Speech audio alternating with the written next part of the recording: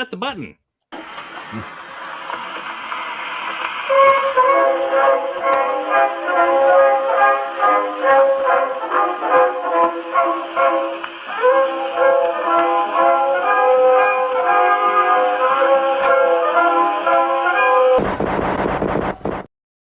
Good evening, ladies and gentlemen. Welcome to a new episode of Flesh Wound Farce, where we review and discuss your and our favorite comedy films. This is the world's first and only combination trivia host and professional wrestling announcer of Chilean descent that currently resides in Southern California, Ozzy V. And with me, as always, on this program, first in the Northern California Bay Area, world's famous juggler, Greg Larson. How you doing, Greg? We are reviewing History of the World Part 2, and there's been new Animaniacs. Hulu's killing it, so life is fantastic. How are you doing, Ozzy? I'm doing fantastic. Curious what's on your hoodie? Oh, it's from How Ridiculous, another wonderful YouTube series where they do a bunch of stupid stuff, and they have a dinosaur called Rexy that they always have involved in their stunts. Uh-huh. Yeah. They recently did a thing where they played like tic-tac-toe from the top of a stadium and like tried to pop balloons and so it's a lot of fun. And also with us, Flesh Wound producer Todd. Good evening. How are you, Todd? Are you feeling well? Feeling cheery? I am. You guys just did a live recording of the Oscars watch along, or what? How'd that work? Yeah, we watched along and they could listen and talk back. Who was with you? Me, Pugs, and Dan. You were with you? That is impressive.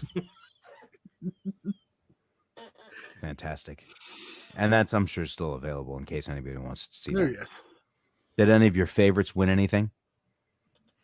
Everything Everywhere All at Once won quite a few. Oh, I my phone went off about that for some reason. Like the Associated Press was like, this movie's not going to get any awards. You know what? Not saying Short Round won a goddamn Oscar. No, that's. Well, I mean, oddly enough, I didn't get that notification. I just kept getting notifications like another big win. Open me. I'm like, yeah. Just tell me what happened. Top Gun won for sound, so I mean, well deserved. In Dolby, you could completely understand why. Mm-hmm. Holy Toledo. Anyway, enough Oscar talk. About a movie that should have been an Oscar contender, History of the World Part 1. Right. Today we are reviewing History of the World Part 2, the series of the 8 episodes that are currently available on Hulu. Todd, do you have a trailer available for is there a series trailer available? You can. I believe there is.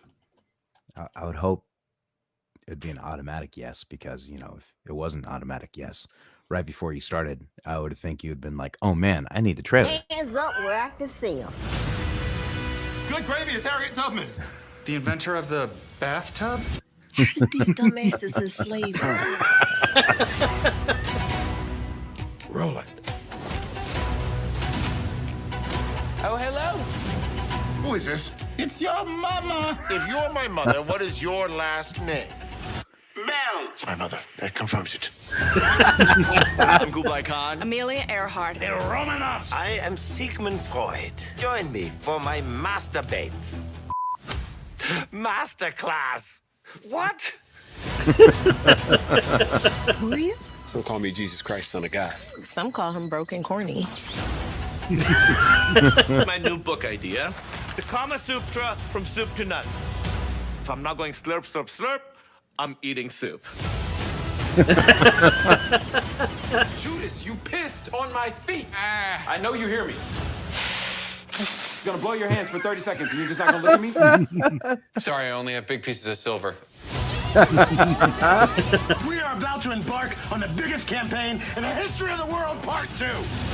Noah, you were supposed to get 2 of every animal. I got 2 Chihuahuas, 2 Pekingeses, 2 pugs. Actually, I got 3 pugs. Don't tell God.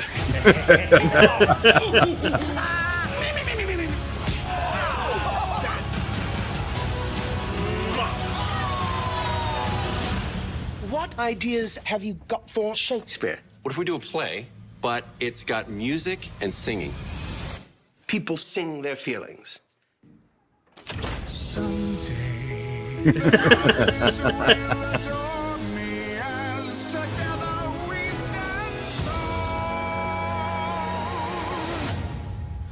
else with a good idea?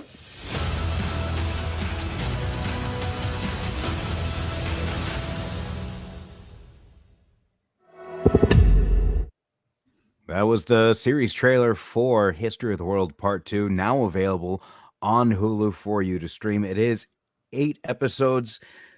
Each night had 2 episodes released, beginning with obviously the first one. And I don't know about you guys, but when I first saw the intro come up with the music, I kind of got goosebumps. Now, this is kind of different because usually when we're talking about a movie, we can just jump in, initial thoughts, favorite moments, and our rating. And that's that. Right. So this is a little different, it being a series. So obviously our initial thoughts, I mean, there should be no real surprise. We were all stoked about it, excited for it. That was unanimous. Going on episode 1, are there any highlights that you wanted to bring up? I mean, I'll go first. Rasputin as Knoxville. Jeez. And the whole Jack Rasp skits that happened throughout the series, but this is where he was introduced as Rasputin. Nick Kroll was on Seth Meyers and had said Johnny Knoxville as soon as he had heard that Kroll was, it was basically Nick Kroll, Wanda Sykes, and Ike Barinholtz that were the primary writers of the series and had gotten Nick Kroll got both of them together. But as he was on the Seth Meyers show, he had heard, Johnny Knoxville had heard he was in charge of it. Knoxville had contacted him saying, if there's anything you have for me, I'll do it. It doesn't matter. Like, I love Mel Brooks. I'll do anything you have. And when he contacted him saying, okay, we want to use you for Rasputin, he happened to be in St. Petersburg at the time he was told that he was Rasputin, where he had actually already taken a picture of Rasputin's penis that was on display. And he sent them. He's like, you're not going to believe this. This happened earlier, but you're telling me now that I'm going to play this guy. So from the first episode, my favorite was seeing that. Put me over the top. How about you guys? Like, or if there's one that sticks out, because I mean I have them all written down here. I can always move on to just episode 2 if there's nothing really you wanted to talk on. I mean, just all around, it was just so fun to get like this feeling again. Although I do have to say there was like going into the first episode, I didn't know what to expect, and because it's such an iconic movie and a style of comedy that's no longer really done, and so feeling out this first episode, I think that was the most important part of this was trying to figure out where it was going to go. And I felt like this ended up being a hybrid of like History of the World and Drunk History. And so like once I got that feeling, I think that's what this first episode was about for me, was figuring out where this was going to go. And seeing Coach from Big Mouth kind of come in as Nick Kroll's character was fantastic. So this first episode was really a great introduction to let you know what you're in for. I have one line that was just, very Mel Brooks, just a little throwaway line in the background. And someone says, someone play Devil Comes Down to Georgia. We don't have the rights. Something similar. Just do sound alike. Yeah. Yeah, there was a lot of like that typical Mel Brooks's humor. In one of the sketches, The Discovery of Fire, one of the lines said is, you can see the crew in my reflection. Right? You could literally see the crew. Yes. So it was so fun to go back to that. And like you said, Greg, it set you up for what you were, or set you up for an expectation of what was going to come to a head for the following episodes. Anything else on this one before we just move on to the second? Go for it. So second episode opened with the D-Day sketch, which involved several soldiers just losing their lunch, for lack of a better term. Intro was there. And then after that came my favorite sketch, It Should Be No Secret, by G.O.D. Home Entertainment, that being Curb Your Judaism, with Nick Kroll as Judas. And to have JB Smoove as Luke, but playing the Leon character was even better. And then you also had Richard Kind available in that sketch, and he played the Andy David character from the show. So it was like, I literally saw it again right before we recorded, just because, and what I even loved so much about it as well is that there was a Trojan March, and they did it the exact same way, that, you know, that same chant that they had at the beginning. So it was awesome to see that. And I don't know if you guys caught, but when as opposed to the regular police lights, there was a lantern that kept flashing red and blue in the background that was being held by one of the Trojans. I Or did Romans, not catch rather. that. That's Yeah. awesome. Also, episode 2 introduced the Shirley Chisholm sketch, which parodied I guess, I don't know. I'm not too familiar with TV from that era, Todd. Maybe you are, but it had a character from 227, I believe. It had an actress from 227, yes. Okay, that's what Marla Gibbs, yes. Thank you. But this was the Wanda Sykes playing Shirley Chisholm, the Congresswoman, and a few sketches throughout the series that were the typical parody of that sitcom. Had a very funny ending that we can touch back to later. This had also introduced Ronnie Chang as Kublai Khan, and that had a whole hilarious kicks off a hilarious storyline arc. That's one thing that I did love about this, is that it wasn't just one sketch and that was that. It was one sketch and then you would go back to it. Right. And you would be able to tell these different stories, and it didn't seem that you were just doing one at a time. Finishing off with Jesus Christ. And what's so funny is the finish of the Curb Your Judaism sketch was that I had such a hard time with trying to recognize who the actor who played Jesus was in those episodes. And until it looked it up, I was like, wow, I can't believe I didn't catch that, because I saw this freaking movie like 12 times in the theater. He was Payback in Top Gun Maverick, actor Jay Ellis. Oh, no kidding. He looked so familiar, and it was just bothering me. And maybe because it didn't hit me is because he looked so tall, and throughout the movie, he's sitting down for the most part, right? Mm-hmm. So after that, it was kind of seeing that the second time I'd watched that, having that information in mind gave it a little extra kick. Anything before we move on to episode 3? I did laugh at the League throwback with the Forever Unclean. Yes. Right. So mixing worlds colliding, if you will, as George Costanza would say. Yeah. Episode 3 opened up with, as seen in the trailer, Alexander Graham Bell getting crank called by Sam Richardson, who's always great. Unfortunately, that was his only role in the entire series, but that had me in tears with that sketch in the intro. Going on to the Russian Revolution, introducing Rob Corddry as Stalin, Rob Corddry as Lenin, right. Jack Black as Stalin. Also including us seeing in the trailer Noah's Ark with Seth Rogen. And there was also, I didn't mention this in the first one, or I think we had touched on it, but the Civil War sketches came back with a whole storyline involving Ike Barinholtz as General Grant. And man, I'm not sure it's at this point. I think it's at the next episode, but we'll get to that point. Also seen in the trailer, Sigmund Freud portrayed by Taika Waititi. And finishing out with the Civil War and Russian Revolution, where we saw Danny DeVito as well. And you also had, I believe, Dove Cameron as Marie Antoinette. No, Marie Antoinette. Am I right on that? I believe Romanov. That's what it was. Anastasia Romanov. I apologize. Moving on, episode 4, starting out with Mesoamerica. The gods know I blank. I don't want to give Todd extra work here. Also, the Russian Revolution. And this is where we also were introduced to the Mary Magdalene character played by Zazie Beetz. Mm-hmm. And this first interaction was okay, but it just blossomed into something so much better in the next few episodes. You also had Jack Rasp on there for the first time, and the pyramids following up with the story of Jesus and Mary.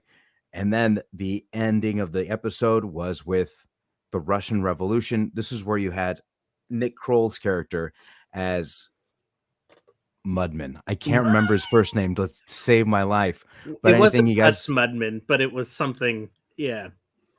Putzmates. I remember the Putzmates joke. Yes. Got a bad review on Putzmates, but Was it Fud Mudman or something ridiculous? but anything on this episode. What was it?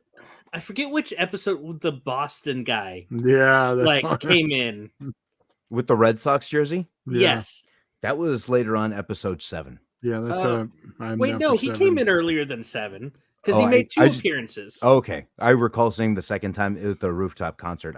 Yeah. Schmuck Mudman. That's what it was. Yes, Schmuck Mudman. So the Boston guy, I want to say it's episode 3 or 4. Like he made a first appearance before Yes. the later episode, and I just have to say, like, as a favorite moment, unintentionally, that was a favorite moment because he comes in and he says, "Fuck Brady." Sorry, I'm sorry. I apologize for that. But anyway,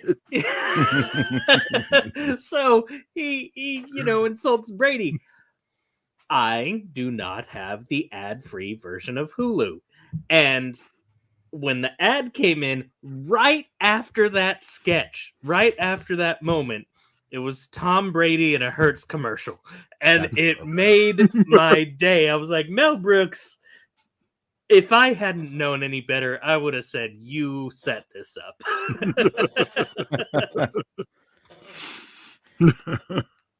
All right, so moving on to episode 5, had opened up with Galileo on their version of TikTok, which had an arc play out throughout this particular episode where he was explaining things just heavily edited, completely. Like, I felt I could have showed this episode to my 13-year-old nephew and he would have gotten a kick out of it, like just throughout the entire way.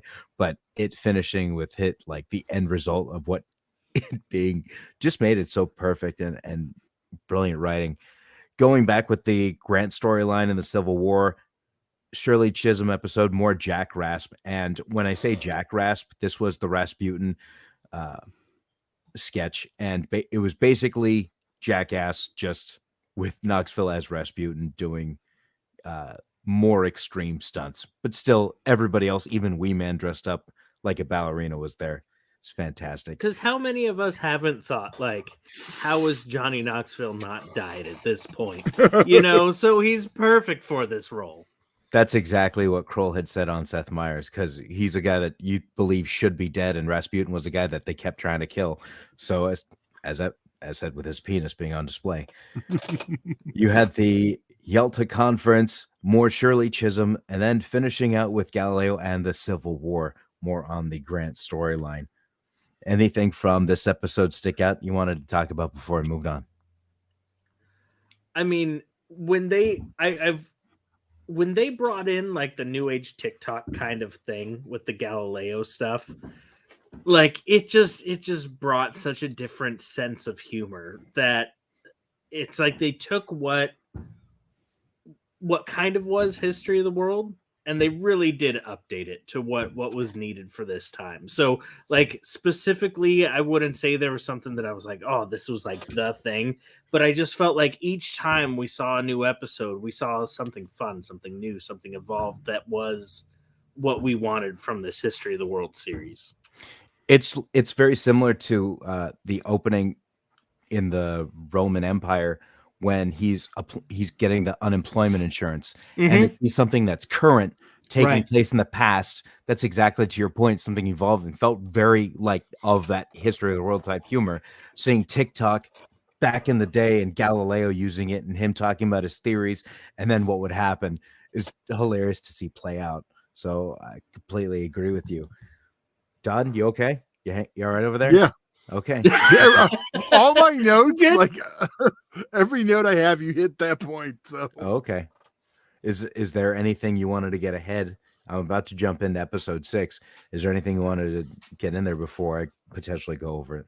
I believe this was 6. My notes kind of get jumbled right here, but the Easter egg origin story or the Easter stuff that had me laughing. Oh God, so good. Absolutely. We won't spoil it. Definitely something to be checked out. episode 6 had introduced the San Telmo statue removal and supply, which my goodness. I mean, going back into a note about like something evolving, taking something from pop culture and, moving it all around. And there's an interview in Entertainment Weekly with Wanda Sykes, Nick Kroll, and Ike Barinholtz, and they were saying that it was that particular sketch, the statue removal sketches, that when filming, they just kept losing it because they kept thinking of all these scenarios that would happen in this world. Now, I believe it was episode 6 that was starting to portray the story of Jesus as the Last Supper sessions. Yes. Which was, yes. They all had accents, and it was a complete Beatles parody with Mary Magdalene being the Yoko Ono. And my God. I didn't know I'd need to have a Liverpoolian accent.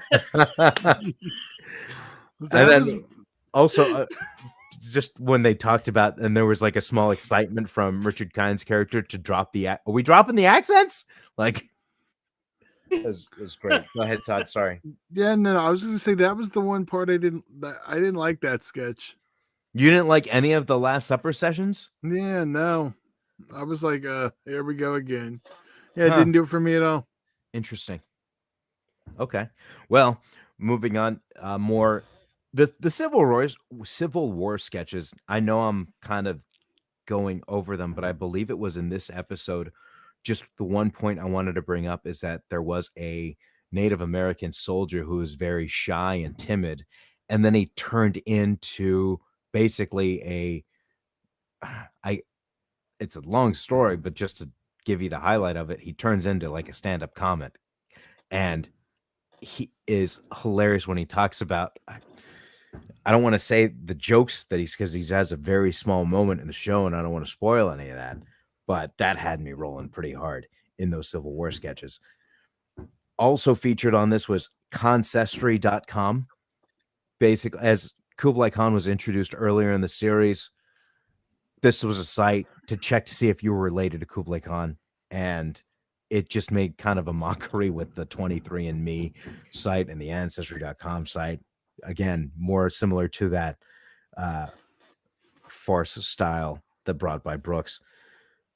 More San Telmo statue removal and supply. You had Amelia Earhart as well.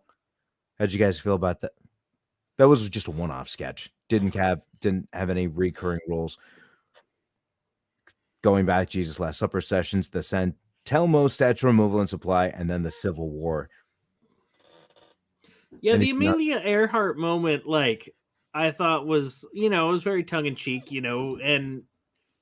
but it was, I don't know, I don't think it hit the marks that it wanted to, but it was still fun. Like, there was a lot of innuendo with it, which is very Mel Brooks, so I appreciated that. But I don't know, it was so quick, and I guess that is similar to like the original caveman bit, in History of the World, where it was one segment real quick, okay, hit its moment, had its one laugh, and moved on. So for that, I appreciated it because it did feel fitting within the world of what is History of the World. But it didn't have the longevity as some of the other sketches did. I gotcha. Todd, anything before I move on to episode 7? No, go for it. Okay, so as out of the series, now I did mention that my favorite sketch had been Curb Your Judaism, but episode 7 was probably my favorite episode of the entire series. It opens up with the Oslo Peace Accords, and it turns into an argument about who can claim the homeland of hummus.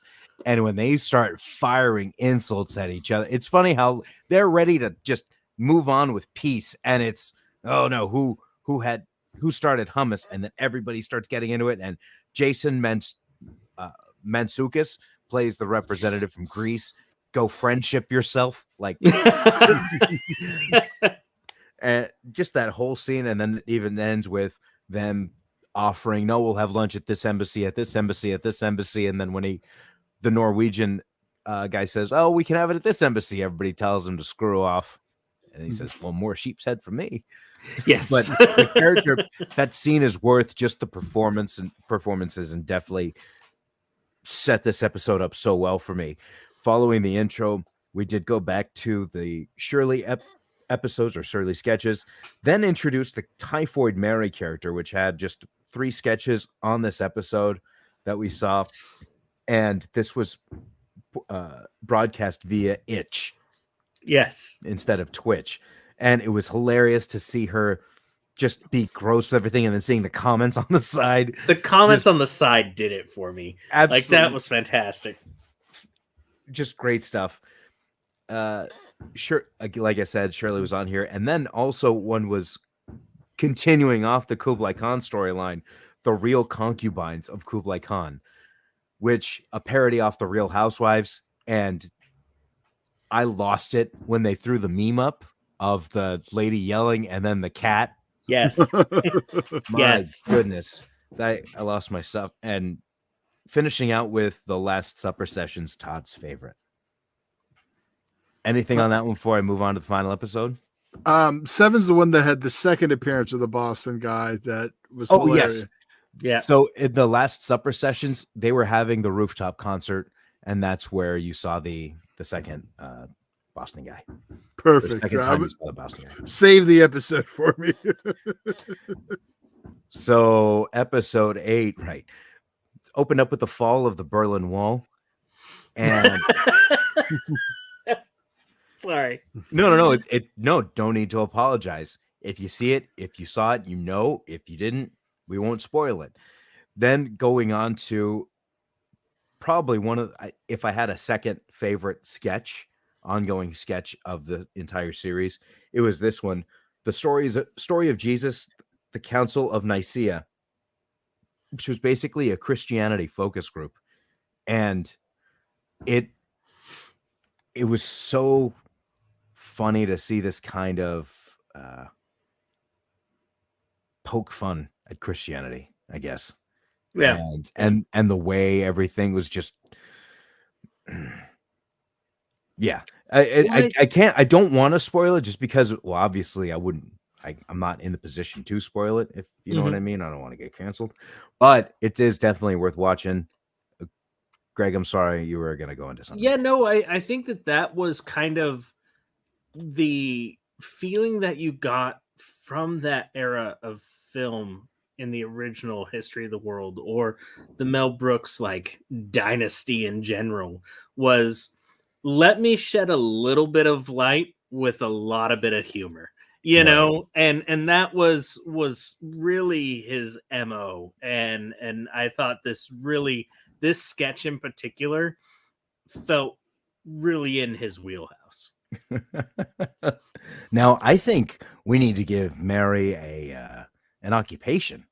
You know, man, that's progressive. Good. I as the father of a 4-year-old daughter, I think this is being very respectful. My God, I was in tears at this moment. But this jump into Teddy Roosevelt sketches, which was basically as parodying a infomercial with him as a fitness guy, and played by Ike Barinholtz. Fantastic. More Shirley Chisholm. This episode was basically the finale of the series, which was because you basically had a season premiere feeling from these first few sketches, and then this had a season finale or series finale from these last few sketches, which is interesting. Which also featured a cameo appearance with Blake Griffin as Muhammad Ali. Yes. I love that. Then came up the Jesus action movie trailer known as JC Resurrection. Jesus Christ basically turned into Iron Man, going back to the Council of Nicaea and finishing that whole story out, then finishing up with the final moments of Shirley, and then came the coming soon. Whereas in the first movie you saw coming soon, History of the World Part 2. Now it was coming soon, History of the World Part 2, Season 2. And then had the Great Fascist Bake Off. Yes. Then featured the Dust Bowl, which is basically a football game being played in a bunch of dust. And a complete surprise that I was not expecting, nobody was expecting, maybe a little bit, but not as much, was the Jews in space. When I saw the Jews in space, I thought that's how it was going to end, like how the first movie. But then when they actually went into the ship, you got to see a dreidel that was named Jute, who is basically parodying Groot. And then seeing Sarah Silverman there all of a sudden. Apologize if you could hear these fireworks. I don't know if they're upset with me. But anyhow, a great way to end it. And I kind of felt bummed because it was over. Right. You know, like that's the thing about, I mean, obviously if it was a movie, it would only be 90 minutes and I'd still be bummed it was over. But I guess you had a little bit more attachment to it because you had more time to spend with these parodied characters and being in that world of humor. So on top of the fact that like most movies, you're like, oh, I'll wait a few years and get my sequel. We've been waiting a long time for this moment. 42 years. So episode 8 was 100% my favorite of the series. Okay. Greg, did you have a favorite episode? You know, I do have to say, like, episode 7, I felt like they really started to get their footing. Like, I felt like a lot of this show was introduction to what we're ready to have. And then once episode 7 hit and we got the Typhoid Mary and a few other things, like, I felt we were really getting the ball rolling. Kind of like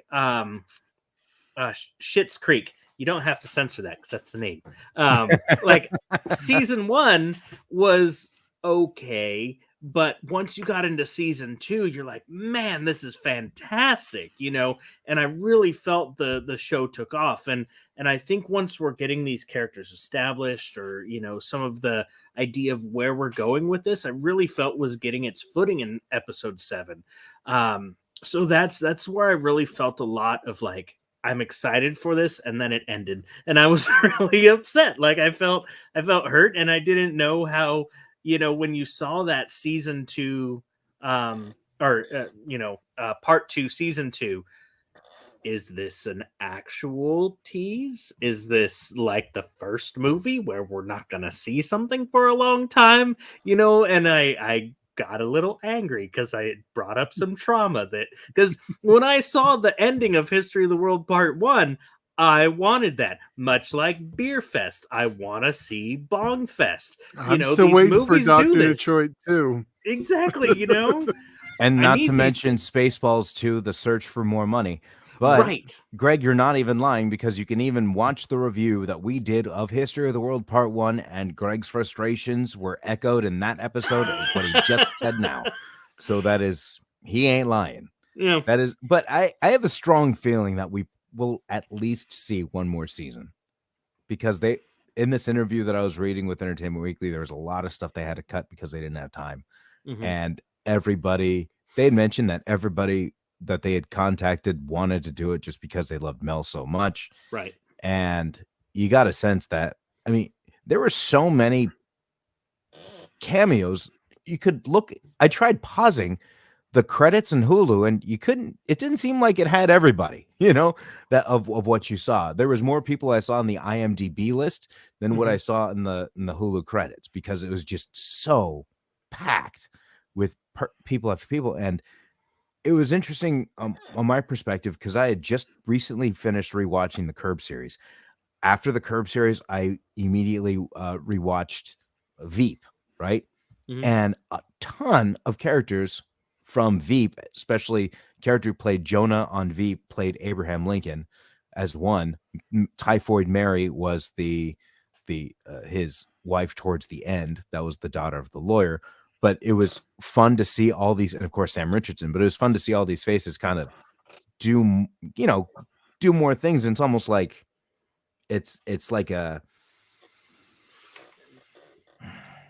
think it was like when Superbad came out, and you know, there was like that Seth Rogen group of people, Adam McKay group of people, you know what I mean, that you were expecting from a comedy. This just seemed like that on a much bigger scale, right? And Seth Rogen played Noah on the Noah's Right. Ark sketch. So nobody was like excluded or anything like that. It didn't feel like much of an exclusive group, but that kind of sense of like, if you Anchorman, and you can go back, watch our Anchorman review, but you got a sense that everybody on that set was having a great time at all times. Right. And you got that sense with the series all the time that everybody was just 100% happy with this, on board. And I can only pray for a season 2 of part 2. So I pretty much gave my final thought before saying this is my final thought. So that was my final thought. You guys have anything you want to say before we end up this review? I'm going to be the date in the punch bowl a little. Okay. I think there was a little too much Kroll for my liking. Okay. So I have a low tolerance for him. So it kind of, some of it made it a chore in the early half. Okay. I mean, I think he's taking the reins of the Mel Brooks Jew in the film. Yeah, that's what I was going to say, because if you look at the first film, it was all Mel Brooks, right? Right. You basically had Sid Caesar as the caveman, and then everything else was Mel Brooks. Right. So it didn't really feel like it was too different, like. No, I get that. I'm just not the biggest Nick Kroll guy. Yeah, no, so. I get that. Like, it's not the fact that someone was involved this much. It was the fact that it was just Nick Kroll that was involved that much. Right. Right. Yeah. I understand that. I think the only, like, I really enjoyed this. It was a lot of fun. I do have to say, the feeling that it was more drunk history than history of the world, that was a big part. Was a little rough, because History of the World was known for its characters that weren't a part of history, that happened to be part of these major moments. So what I was hoping for was these new characters, was these, great moments that happen to, interact with these big periods of time with potentially, known names, but so I missed out on that. But I still had a really good time because I do love drunk history. And I do love all the humor that they brought to this. I think drunk history is better, though. That's my one thing. Debatable. Like in different ways. saying, like I agree with you in some ways. But then because drunk history was natural, and it was still doing this history moment. But I think that they couldn't go the routes that this did with like the Typhoid Mary Twitch stream, and things like that I thought they really incorporated the two mediums very well. Yeah. To be honest, I had not watched Drunk History. Oh man. Because you guys know me, and you know that when I hear a lot about something, the more I hear about something, the more I go the opposite way. Yeah. That's why I love doing this series, is because I can name a random movie. Like we're gonna be reviewing Body Slam coming up from 1986. I'm stoked to talk about that. Do I hear about Body Slam often? No. That's one of my favorite things. Right? So also something coming up in the pipeline. So if you are a Patreon member or in the comment section, be sure to put a question down, because coming up we will be reviewing and discussing the Clue movie. Yes, Clue the movie we'll be reviewing and discussing, but a special treat is we will have the director of the documentary Clue Whodunit, director Jeff C. Smith, on the show with us, and we'll be talking about the Clue movie. We'll be talking about the documentary as well. So if you have any questions about Clue for us, or even if you want to ask the documentarian, Jeff Smith, leave a question in the comment section and we'll try to get it on the show. But anything else, Greg or Todd, before we head out for the evening? Are we rating this as a whole, or? I realized we didn't give a rating, hard. did we? Yeah. Listen, where Todd is, I'm not a big Nick Kroll guy. I actually am the big Nick Kroll guy. So it's hard for me to give it anything less than a 5. And again, like you guys were into Drunk History, and I never saw it because, again, too many people. I think it's because I saw it was a Comedy Central thing. And I was like, I felt weary towards it, but because Hulu, there's a lot more freedom there anyhow. But so it's a 5 for me, though. Yeah. Especially not seeing Drunk History. I totally get it. I love History of the World. I love Drunk History. So this is still going to get a really good rating. And I do love Nick Kroll as well. But what Mel Brooks sets a high bar, and so that's always tough to meet. And History of the World is one of my favorite movies. It's a fantastic movie. It didn't meet that. I'm still going to give it a 4.5 because I had a lot of fun with this, but it wasn't only because it didn't swing to the full. Like I want those independent, unique characters, granted we had the band performers, helping to in the Civil War sketches. But I do want a little bit more of that focus on some unique individuals that have great characters. So it wasn't quite hitting History of the World, but still a 4.5 because it was a lot of fun. Todd? I did like Nick Kroll like back in the league, but then when I don't know, his sketch comedy stuff has always just turned me off. I'm a 3. Interesting. Yeah. Okay. So you didn't like Kroll Show then? I did at first, but I think that's what totally turned me off. It was a little too. So if you took Nick Kroll out of it, I like about half this. If you just took him out about half as much, it wouldn't have been over too much Kroll for me. Would that have adjusted your rating? Yes. Okay. To a.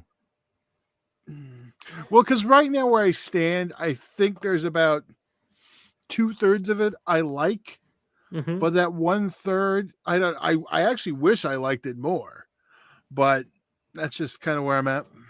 Do you feel that maybe and if I hadn't seen Drunk History, I don't know where I would lie, because that's my problem. I'm watching, I'm like, there's funnier Drunk History stuff with the a lot of this stuff, and that kind of is in my head, and I kind of really want to. What's funny is I think the more I think about it, I think potentially the reason why I was also turned off was Drunk History is that like, well, no, I had History of the World. You know what I mean? Right. So at the time, people, because I would talk to people about, I'd ask them what their favorite funny movie is, and then they'd ask me, I'd say History of the World Part 1, and be like, oh, well, have you seen Drunk History? And be like, nah, I'm good. Yeah. And Greg, you know me. Todd, you know me. That's just the way things are. So I see your point. And as a matter of fact, prior to recording, I just want to say we were talking about the Oscars, and we talked about Everything Everywhere All at Once, whatever it's called, and had mentioned that you hadn't seen it or whatever, that you were opposed to it. I was like, why? Because it was popular. So kinda, yeah. Yeah. I'll see it 6 years from now. Yeah. On the plus side, we won't be reviewing it, so that's fair. There's no rush. Now, okay. Anything else before we head out for the week? No, sir. All right, ladies and gentlemen. Greg, you thought we're thinking of something and then changed your mind? Was it? No. Like I just am still traumatized, hoping that I'm not going to get hurt again by having to wait 40 years for season 2. Yeah, that's all. All right, ladies and gentlemen. For Greg Larson and Flesh Wound producer Todd, I'm Ozzy V, and we'll see you next week right here on a new episode of Flesh Wound Farce.